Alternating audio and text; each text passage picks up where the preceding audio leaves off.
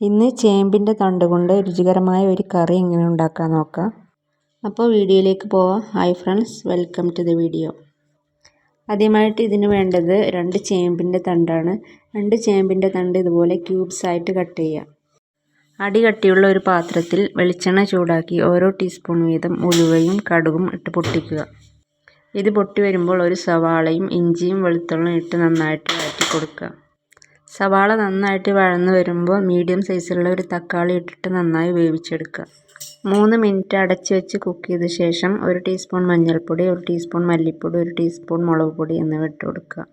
പച്ചമണം നന്നായിട്ട് മാറിയിട്ട് വരുമ്പോൾ കട്ട് ചെയ്ത് വെച്ചിരിക്കുന്ന ചേമ്പിൻ്റെ തണ്ടിട്ട് കൊടുക്കുക. പാത്രം നിറയെ ഇട്ട് കൊടുത്താലും കുഴപ്പമില്ല.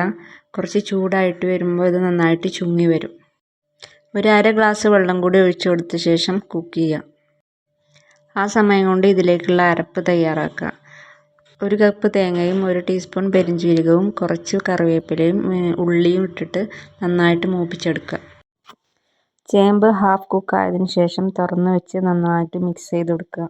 ശേഷം അതിലേക്ക് കുറച്ചും കൂടി വെള്ളം ഒഴിച്ചിട്ട് അടച്ചു വെച്ച് വേവിക്കുക.